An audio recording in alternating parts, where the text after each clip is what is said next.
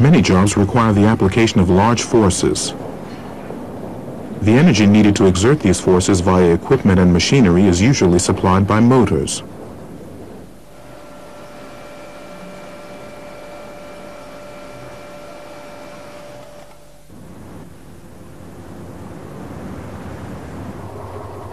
But the energy provided by a drive unit is often in a form not suitable for directly powering the working elements. This diesel drive shaft, for example, can't operate the dumper directly. An electric motor can't directly operate this press. The energy must first be converted into a usable form and then, of course, transmitted to the working location.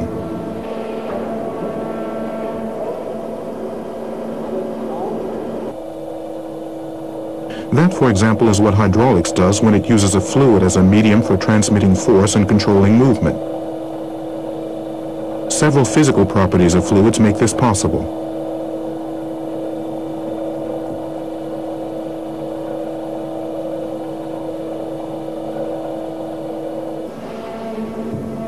Here are the most important advantages of hydraulics. A considerable force can be transmitted in carefully measured amounts, as with this press.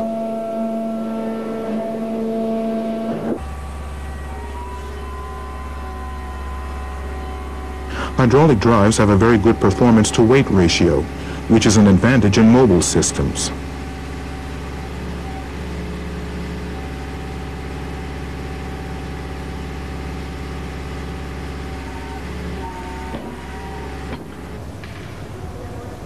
So things can be positioned very precisely, which is very important in the case of elevators or lifts.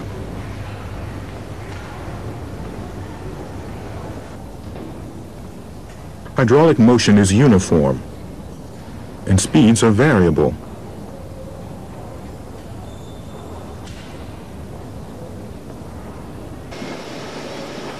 As in this sawing machine, in which the advance stroke is slower than the return stroke.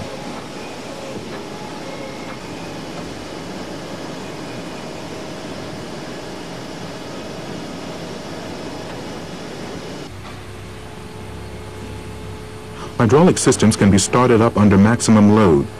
This is important, for example, in platform lifts. Effective overload protection is also easy to implement.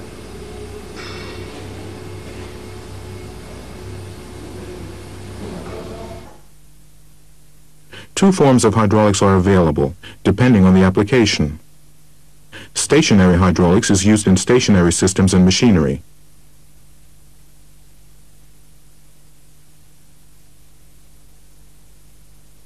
Mobile hydraulics is used in construction, vehicles, and aircraft. But the physical laws involved are the same in both forms.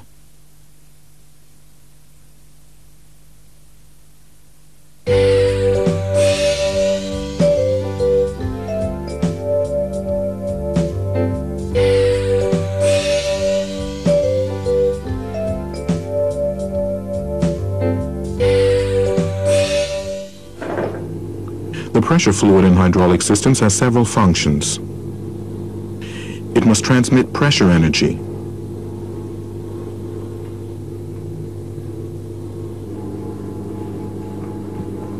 And it must also serve as a lubricant for moving parts in the system, while at the same time protecting metal parts from corrosion.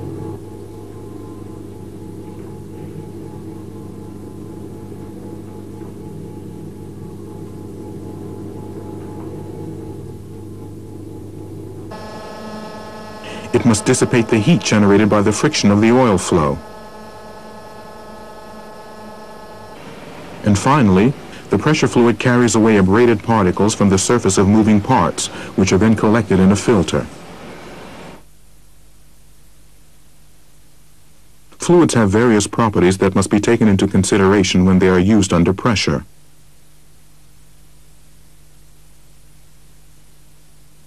Water is very thin, so we say that it has a low viscosity.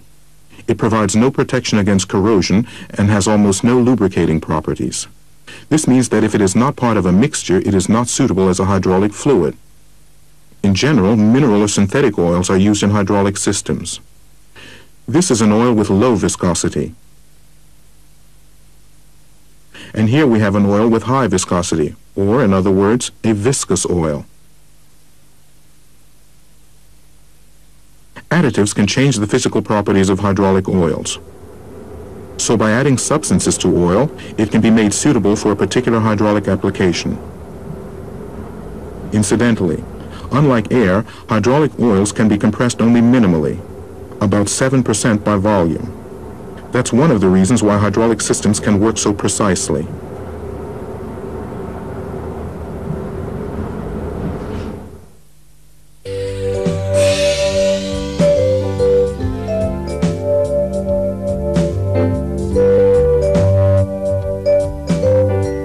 The pressure in a hydraulic system determines the system's work output. This pressure is created when a force is applied to a surface. The formula for this is pressure P equals force F divided by area A. If pressure is applied to a fluid in a closed system, the same pressure is present at every point in the system. Or in other words, the fluid is under the same amount of pressure everywhere in the system. This phenomenon was discovered in the 17th century by Blaise Pascal and formulated in what is called Pascal's law. An experiment will demonstrate this. The same pressure is present in all of these tubes, as we can see by the height of the fluid level.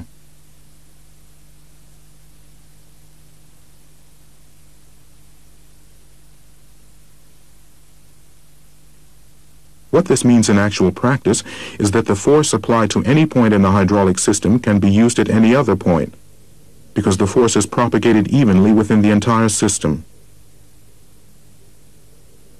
In effect, the fluid acts like a mechanical piston rod.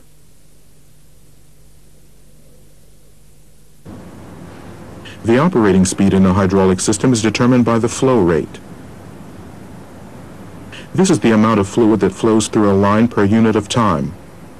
Or expressed as a formula, flow rate Q equals volume V divided by time T.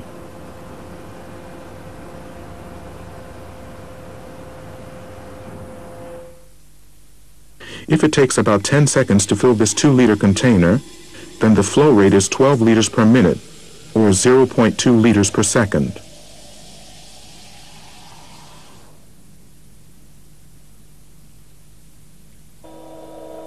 If we assume a flow rate here of 2 liters and the volume on the piston side of the cylinder is 160 cubic centimeters, then it will take approximately 5 seconds for the cylinder chamber to fill up completely with hydraulic fluid and advance the piston.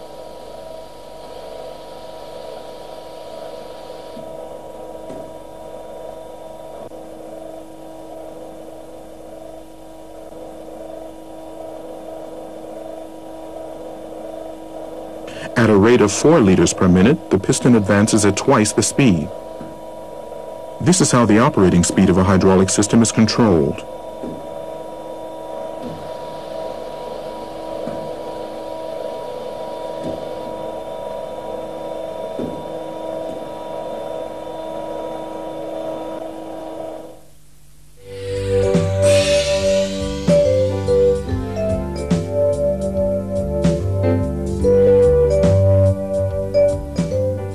We've seen how the propagation of pressure in a closed system can transmit force.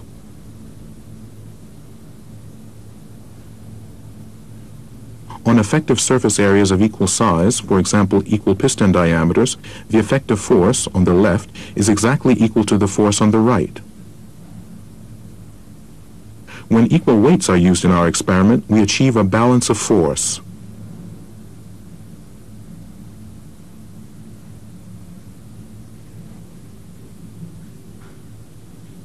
But if the ratio of the effective surface areas is, for example, 1 to 3, 3 times the load on the right can be supported. Once again, we have a state of balance. Thus, in a hydraulic system, force can be transmitted or stepped down.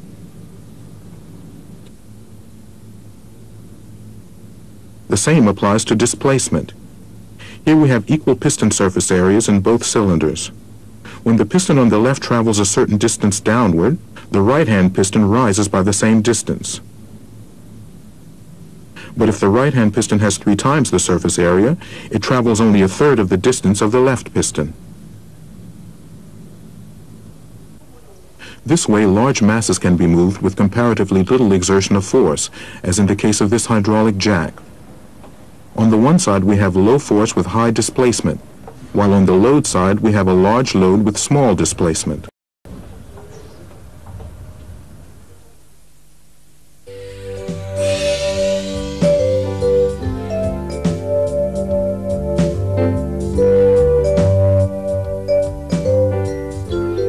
The pressure in hydraulic systems can also be transmitted.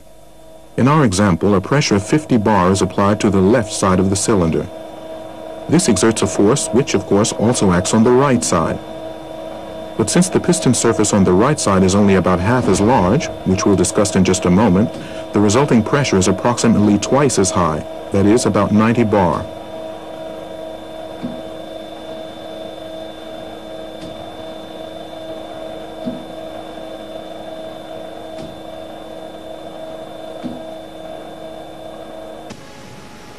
In actual practice, pressure transmission is used when high pressure is required only at individual points in the system. For example, at a clamping cylinder like this one. This can eliminate the need for an expensive high-pressure system.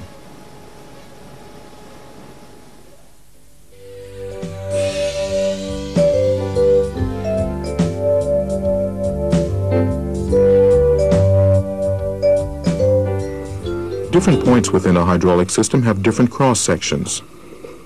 But because flow rate is the same throughout the system, flow velocity is higher through narrow passages. At flow velocities of less than 4 to 6 meters per second, the fluid flows evenly, although slightly faster in the center of the pipe than along the walls. This is called laminar flow.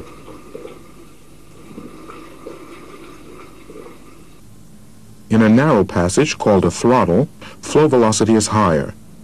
This causes turbulence and loss of pressure. The higher the flow velocity, the lower the pressure. Our experiment shows this clearly. The lowest water column is over the narrow passage in the middle tube, which means that pressure is lowest at this point. In extreme cases, pressure can drop so drastically that it creates a partial vacuum. This causes bubbles to form from air dissolved in the hydraulic oil. The sudden rise in pressure that occurs when the passage widens again causes the bubbles to collapse, tearing out tiny particles from the material at the transition point. This in turn causes material fatigue or even breakdown. This effect is called cavitation. In practice, these phenomena occur primarily in the bores of components and at the control edges of valves. Every place where there is a change in cross-section. The sudden compression of the gas bubbles when pressure rises again causes high temperatures. If these temperatures exceed 830 degrees centigrade, it can cause spontaneous combustion, as happens in a diesel engine. This leads then to small shock waves throughout the system and premature aging of the hydraulic oil.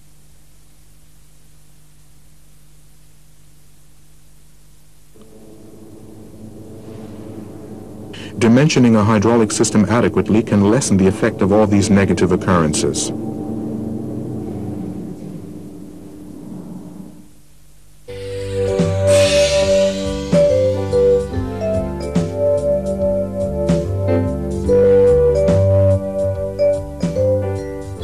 A hydraulic system gets its energy from an external source. For this jack, the source can be a person. Or for this platform lift, it can be an electric motor. Let's stay with the platform lift as an example. A gear pump transforms the energy from the electric motor into hydraulic energy. The transmitting medium for this energy is the hydraulic oil. The actual working component, the plunger of the platform lift, is the piston of a hydraulic cylinder.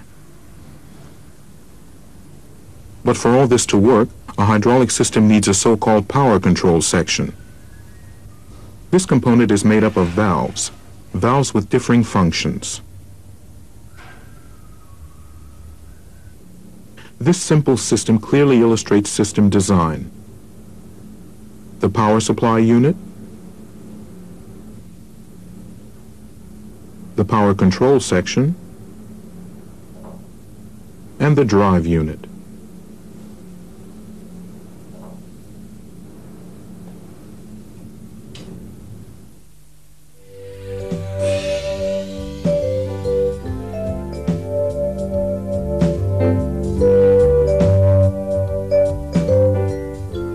In the power supply unit, mechanical energy is converted into hydraulic energy, and the hydraulic fluid is conditioned. The main components in this unit are the drive motor, the safety valve, the oil reservoir, and the pump. This is an external gear pump. It creates a continuous flow of fluid. And this is how that's done.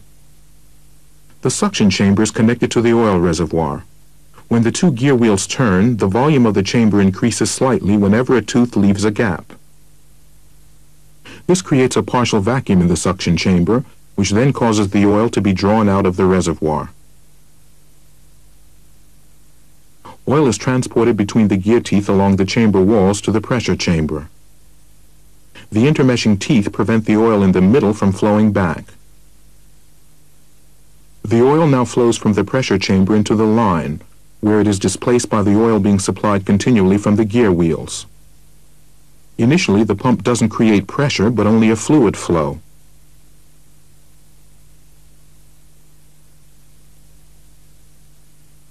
Not until the fluid meets with resistance, for example line resistance or a load, as in the case of our platform lift, does hydraulic pressure build up. When pressure is higher than the resistance of the workload, the piston begins to advance until it reaches its end position.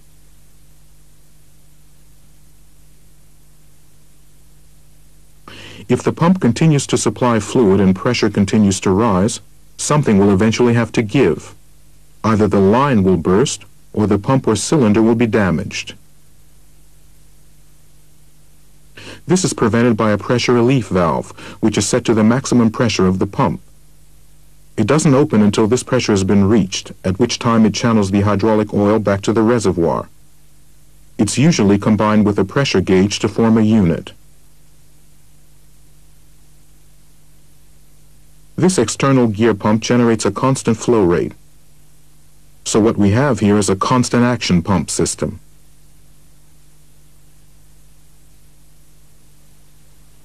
The oil reservoir in a hydraulic system has several functions. First of all, it holds the oil supply for the system and takes up the unpressurized oil flowing back from the system, which it then cools. But also, suspended matter, water, and air must be removed from the oil. In order for the oil to remain in the reservoir long enough for this to be achieved, the reservoir must have a large enough capacity. Before the oil leaves the reservoir and returns into the system, it flows through a filter that traps any remaining impurities.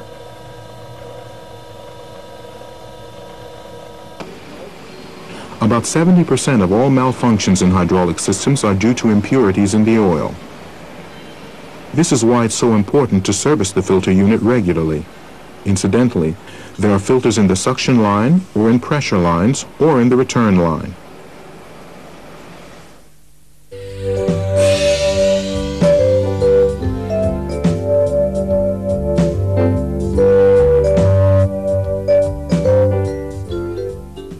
There are hydraulic drive units which convert hydraulic energy into linear motion. These are the cylinders.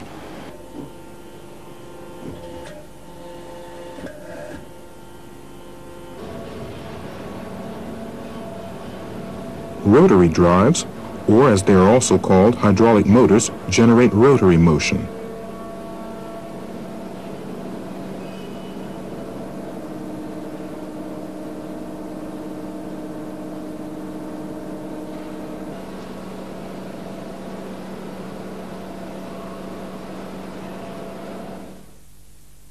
Let's look first at hydraulic cylinders. The single-acting cylinder. This is a single-acting cylinder and its circuit symbol. It has one port for a working line. And this is how it works. When oil flows into the chamber, working pressure builds up and the piston advances. The cylinder can do work in only one direction.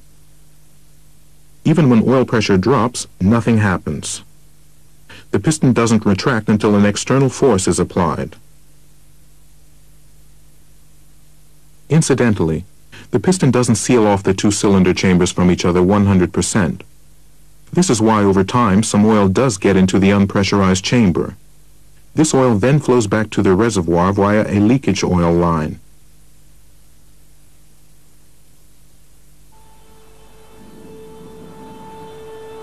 Here we see a single-acting cylinder in a scissor-type elevating platform.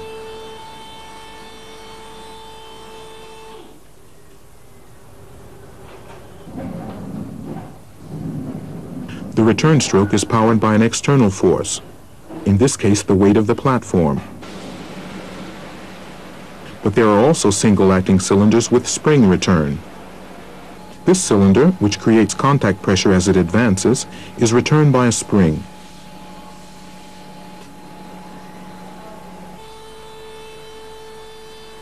The single-acting cylinder in this scissor-type elevating platform is a so-called plunger cylinder. Here the piston and rod diameters are the same. This design is extremely bend-resistant, which makes it particularly suitable for moving heavy loads. This is why plunger cylinders are often used in platform lifts. The double-acting cylinder. The double-acting cylinder can be recognized by its two working ports. This is how it works. Pressure is applied to both sides alternately to advance and retract the piston.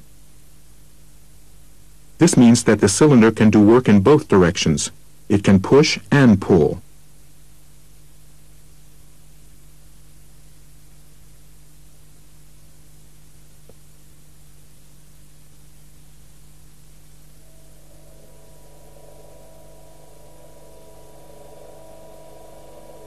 The cylinder retracts faster than it advances.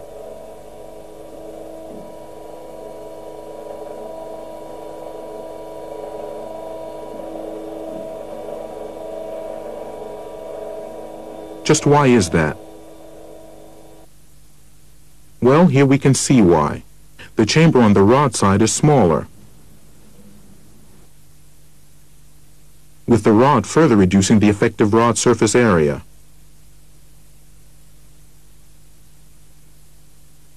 In actual practice, cylinders are often used in which the ratio of the two piston surfaces, and thus of the chamber volumes, is precisely set at 2:1. Such cylinders are called differential cylinders. From this we can derive the following. If force F1 equals P times A, and force F2 equal P times A over 2, then the force on the return stroke is equal to half that of the advance stroke. On the other hand, the flow rate being equal, half the chamber volume on the rod side is filled with oil in half the time, so the piston retracts at twice the speed. The flow rate of the discharged oil is also twice as high because double the amount of oil must be discharged in the same time. This causes back pressure to develop. These laws must be taken into consideration when choosing hydraulic cylinders.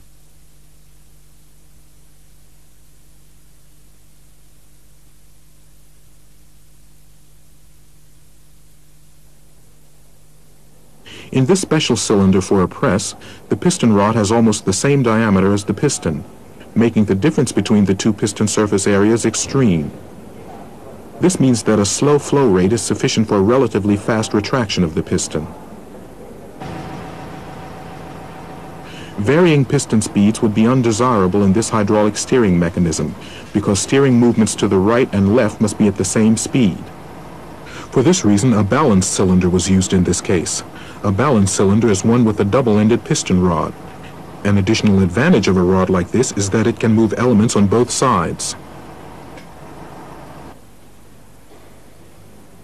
A hydraulic cylinder with a long stroke and a relatively short length is the telescopic cylinder, which comes both as a single-acting and a double-acting cylinder. And now to hydraulic motors. Basically, they function just like hydraulic pumps, only the other way around. The hydraulic oil, which is under pressure, drives two intermeshing gear wheels. It flows along the chamber wall and becomes almost unpressurized because it only has to overcome line resistance as far as the oil reservoir. An important characteristic of hydraulic motors is the consumed volume V. This is the quantity of oil that the motor can take in one revolution. Rotational speed N is calculated from flow rate divided by consumed volume. Any calculations of hydraulic systems must always make allowances for leakage oil loss. This hydraulic motor, which drives the trolley of a gantry crane, converts hydraulic energy into mechanical energy in the form of rotary motion.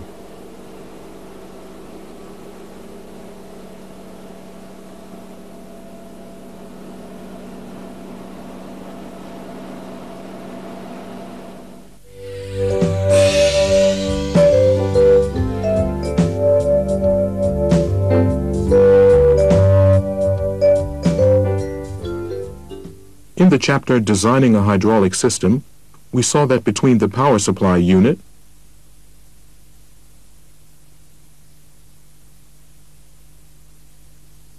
and the drive unit, the power control section makes sure that the system actually performs the functions for which it was designed.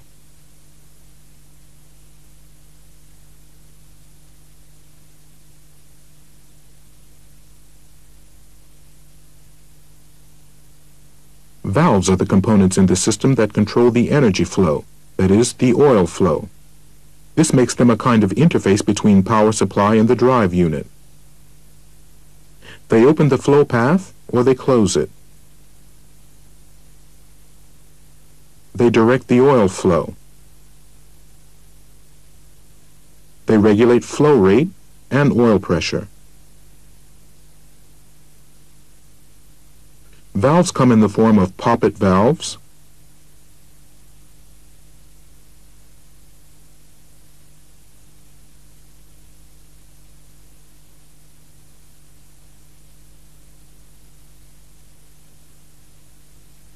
and slide valves.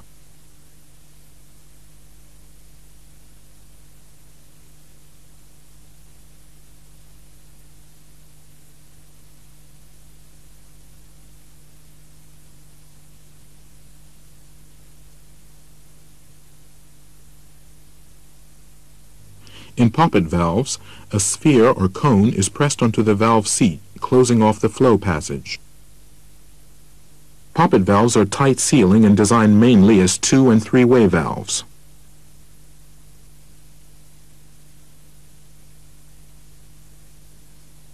In slide valves, pistons open or close flow paths by moving back and forth, thus sealing off or opening bores. The piston needs a certain amount of tolerance, which is why this type of valve doesn't seal as tightly as poppet valves, so they're only used for pressure of up to 315 bar. Slide valves can open or close several flow paths at once.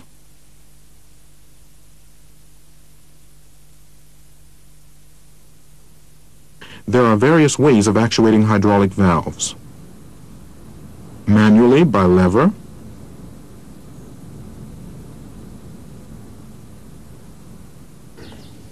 or by foot pedal,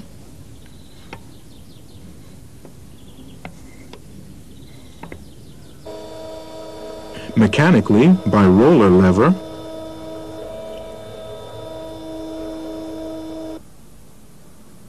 or by spring,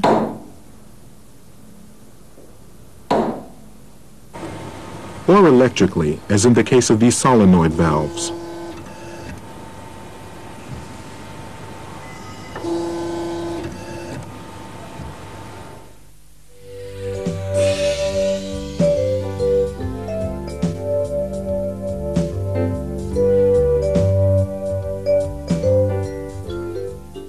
The function of directional control valves is to control the flow path of the hydraulic oil. This is a 2-2-way valve with its circuit symbol. It has 2 ports and 2 switching positions, which is where it gets its name. And this is how it works. In one of the 2 switching positions, the flow of hydraulic oil is blocked. In the other, it's opened.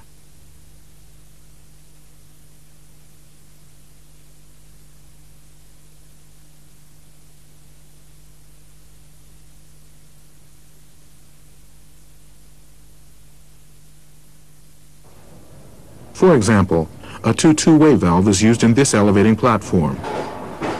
It opens the connection between the single-acting cylinder and the tank. The external load can then return the cylinder piston to the lower end position.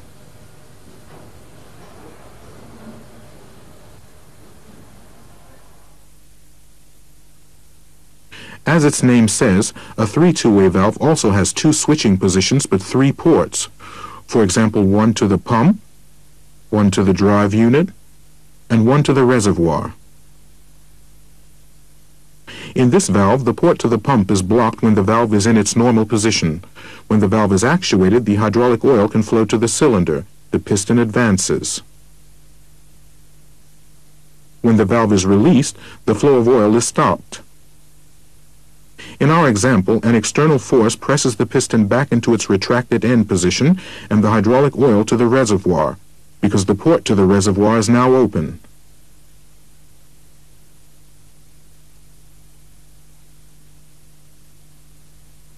Here's a practical example. If the two-way valve is reversed, oil can flow from the single-acting cylinder, in this case the plunger of the platform lift, to the tank.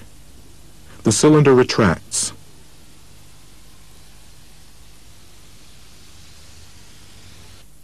This is a two-way valve, a valve with 4 ports and 2 switching positions.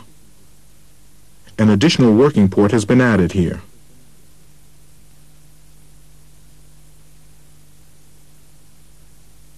Depending on the switching position, a two-way valve directs the flow of pressure oil to one of the 2 working ports. This means that this valve can be used, for example, to control a double-acting cylinder. In this switching position, the hydraulic oil is directed to the left-hand chamber and the piston advances. The oil from the right-hand chamber flows via the two-way valve to the tank.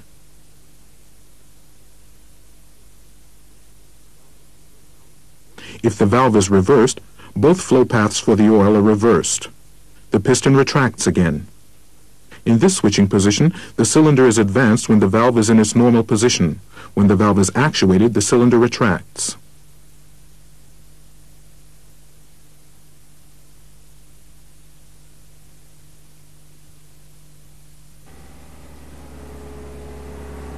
That's the case here, for example.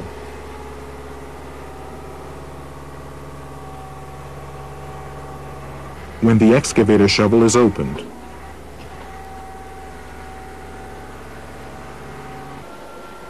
With this two-way valve, it's just the other way around. In its normal position, the cylinder is retracted. When it's actuated, the cylinder advances.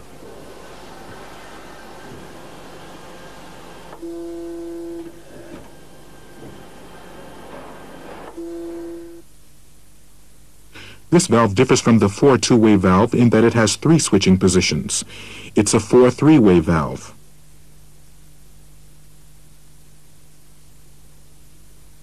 When this valve is in the mid position, all of the ports are blocked, which means it has a positive piston overlap. This term describes what happens when the valve piston is in the mid position.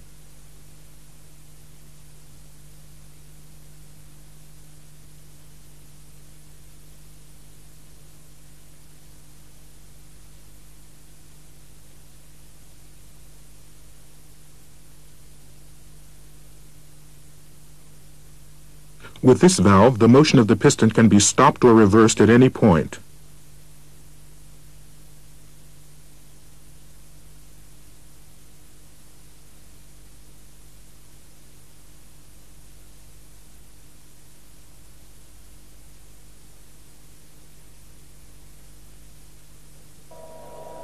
It can also stop a hydraulic motor and, of course, change its direction of rotation.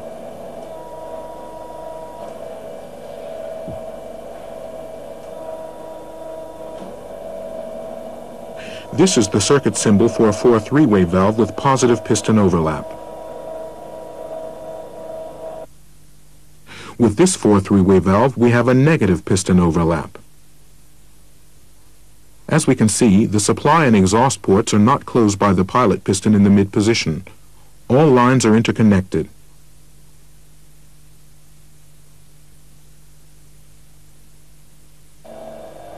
Negative piston overlap like this is needed, for example, when the piston of a double-acting cylinder is to be moved by an external force.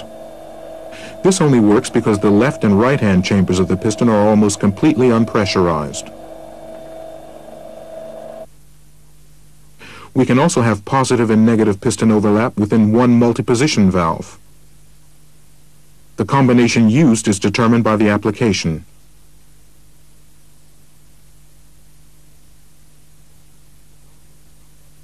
In the valve represented by this circuit symbol, the function has the same effect on the drive units. It stops them. But the pressure port to the pump and the reservoir return line are connected.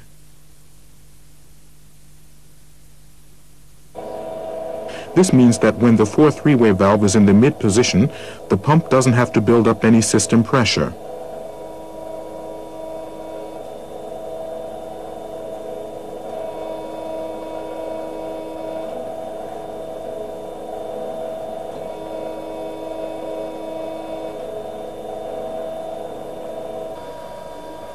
This experiment illustrates another characteristic of directional control valves, switching overlap. This characteristic determines how a valve will behave during switching. Here we have a valve with positive switching overlap, which means that during the transition from one switching position to the other, the ports remain blocked and are not opened until the end position has been reached. This has the effect of maintaining system pressure during the switching process, so that a drive under load does not momentarily sink. The drive unit starts abruptly. The circuit symbol shows this clearly. Switching overlap is noted to the right and left of mid-position in the broken line box. And here the ports are closed.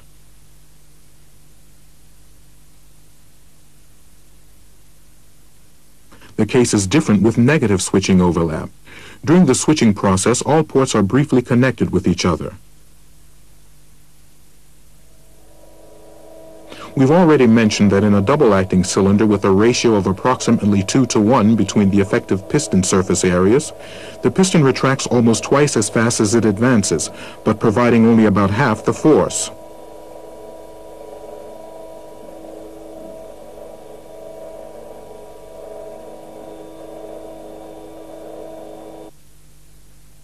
To make advance and retraction the same, a 3 two-way valve can be used to set up a differential circuit.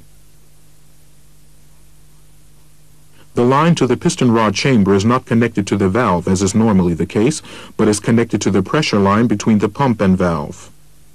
As we can see, this means that the rod side is always under full system pressure. When the valve is actuated, the pump builds up pressure in the left-hand chamber as well. The piston moves because the effective piston surface area on this side is larger than on the other. This causes additional oil to be pushed from the right-hand chamber into the left.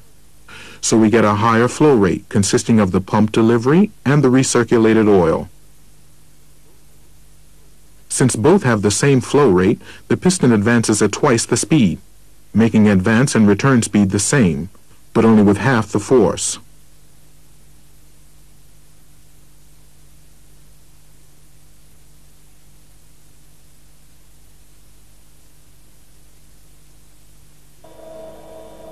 This is a differential circuit with a 4 three-way valve and mid-position bypass. In this switching position, the piston retracts rapidly. The first phase of advance is also rapid, because this is where the differential circuit takes effect.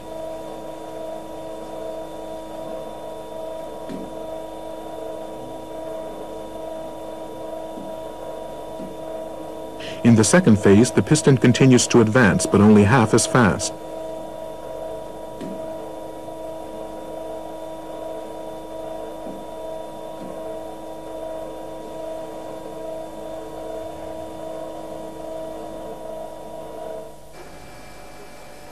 In practice, this means that a tool can advance rapidly, do its work slowly, and retract rapidly.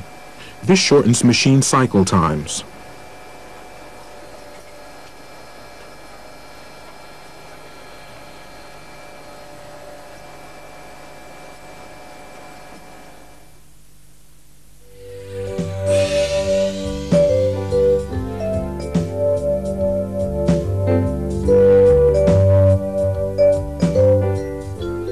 Non-return valves permit oil flow in only one direction, blocking flow in the opposite direction.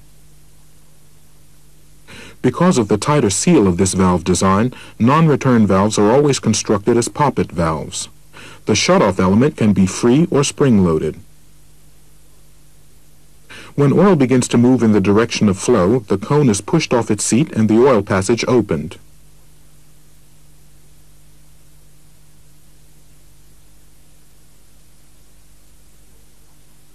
Any flow in the opposite direction causes the valve to close. A non-return valve can have the job of holding a load in position.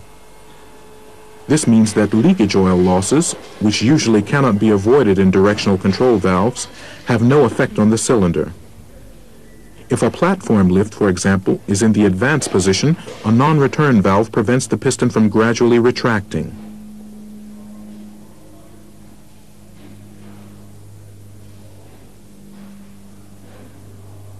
But when the piston is to retract, the non-return valve must of course release the block.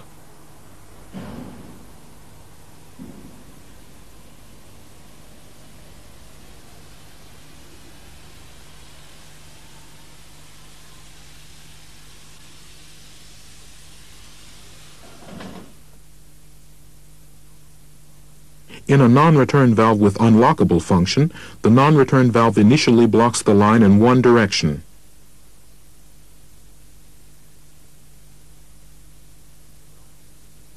When the valve is to be released, the seat is lifted hydraulically via a control line and the working line is open for the return flow of the oil.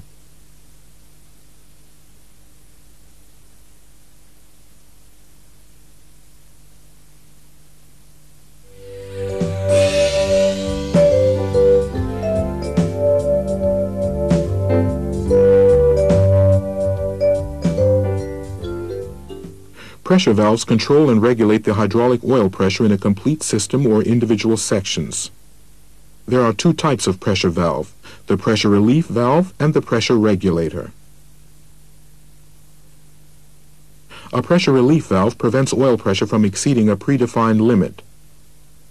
And this is how it functions. As pressure approaches the preset maximum value, the valve begins to open and some of the oil flows back to the reservoir. When the preset pressure, that is, the maximum system pressure, is reached, all of the oil flows back to the reservoir. This prevents pressure from rising any further. If pressure drops, for example because a directional control valve has reversed its direction, the pressure relief valve closes again. Every hydraulic system is protected by at least one pressure relief valve. Just one more word about pressure conditions in hydraulic systems. We have two basic situations. First, there is the dynamic situation. Here, for example, the highest pressure set at the pressure relief valve cannot be used as transmission or working pressure to move a load. The reason is that when the oil flows through valves and pipelines, there could be a loss of pressure. The loss can be as high as 25%. However, a dynamic situation can end up as the other type of situation, the static situation, when the piston of a cylinder has reached its end position.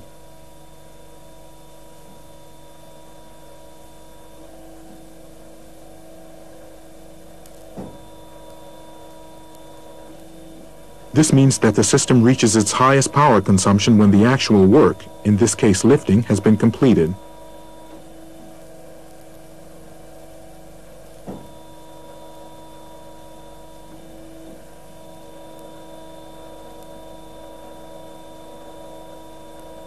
But in a static situation, a hydraulic system can achieve its greatest force, because in this case, for example for clamping, the pressure set at the pressure relief valve can be most fully effective. The pressure regulator. If a system has two drive units that are to exert different amounts of force and thus require different pressures, a pressure regulator can limit the pressure for one drive to a lower value.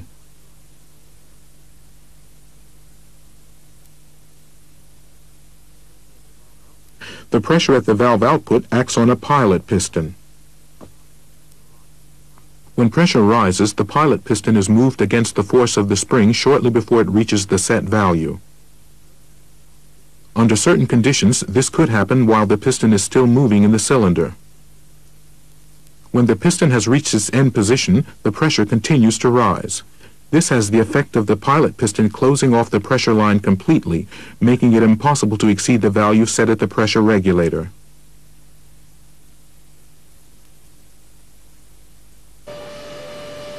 This is a two-way pressure regulator. Its job is to limit the clamping pressure of this drill chuck to a predetermined value.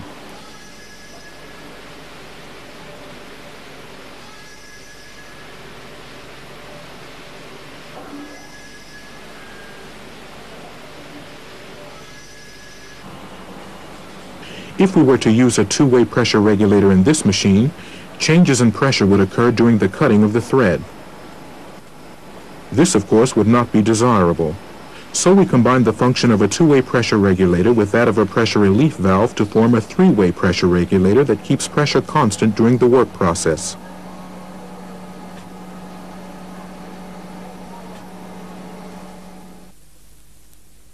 Pressure peaks from the system cause the pilot piston of the three-way pressure regulator to open the working line to the reservoir. This relieves any excess pressure and the preset maximum pressure is not exceeded.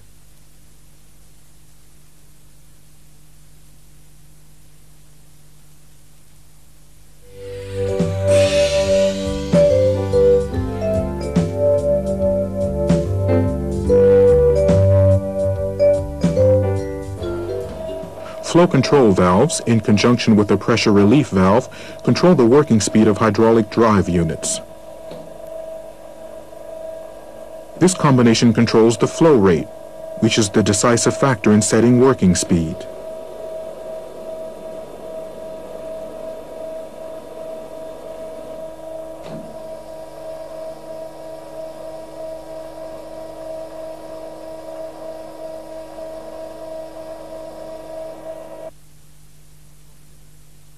Constant action pumps then supply a uniform flow rate. This means that a reduction of the cross-section alone would only lead to an undesirable increase in the speed of flow and, of course, to an increase in pressure upstream of the throttle point. But the flow rate remains unchanged.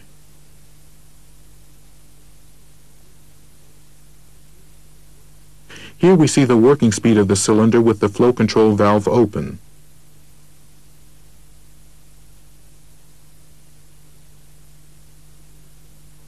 If the restrictor causes an increase in resistance, the pressure rises prior to this.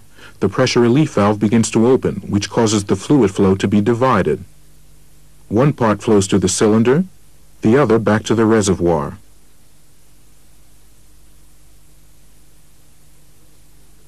The slower flow rate now in effect reduces the working speed.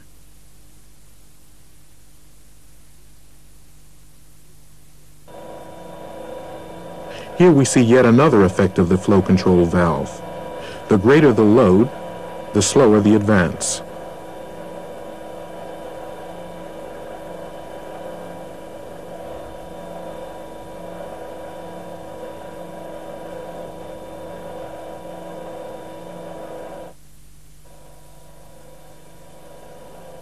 A circuit that is not load dependent can be constructed with a flow control valve.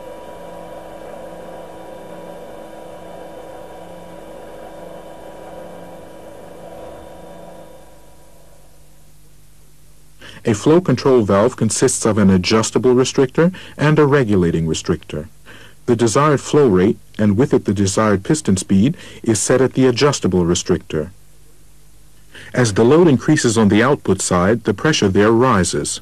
This pressure acts together with the spring on the regulating restrictor, which then opens, compensating for the increased resistance.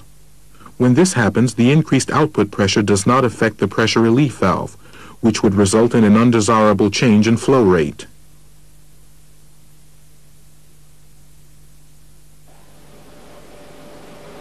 Here's an example. Preliminary turning must not be load dependent, since an uneven advance would cause uneven machining. The two-way flow control valve provides a uniform advance speed.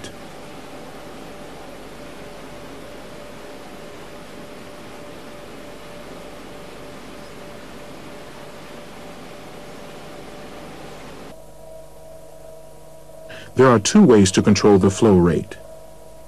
Here we see control of oil supply. Restricting the flow in the supply line for advancing the piston causes the oil to heat up, but warm oil reduces the precision of piston motion in the cylinder.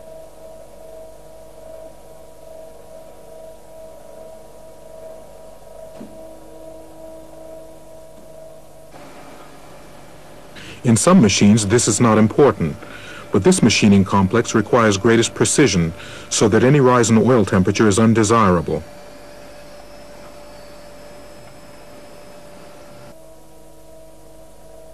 So in a case like this, it's better to restrict the flow in the exhaust line. By this we mean that the flow of oil to the reservoir is restricted, because it doesn't matter if the oil heats up. At the same time, the cylinder piston is hydraulically clamped. But remember that the surface area ratio between the piston sides causes a transmission of pressure to take place. So the system must be suitable for the resulting high pressure.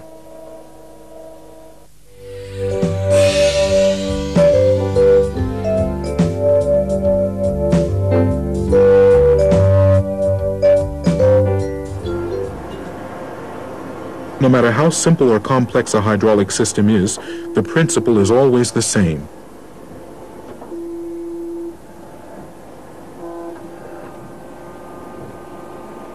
The power supply unit converts other forms of energy into hydraulic energy, creates the pump delivery flow, and conditions the hydraulic oil.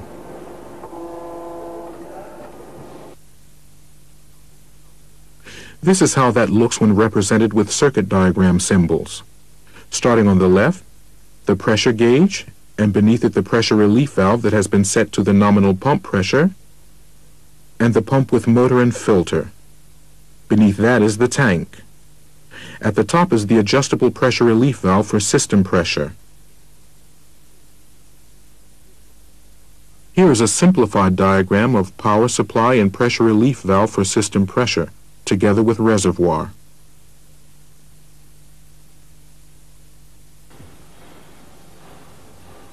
In the power control section, the energy medium, that is the hydraulic oil, is controlled according to the functions of the individual system parts. Direction of flow, pressure, flow rate. These are the jobs performed by valves. Directional control valves, pressure valves, flow control valves, and non-return valves. And this is a representation of a power control section in a circuit diagram. As you can see, the return lines to the tank are indicated by a symbol at the appropriate valve, but not fully drawn. Finally, we have the drive unit, where the actual work is done. But what we have here basically is another energy conversion, from hydraulic energy into mechanical energy. With the drive unit, our circuit diagram is complete. It provides precise information on the design and function of the system, just as clearly and simply for a complex system as for a simple one. The advantages of hydraulics, which include high force, precision, accurate controllability, and adjustability of force and speed, just to mention a few, make it especially well suited for use in many areas of modern technology.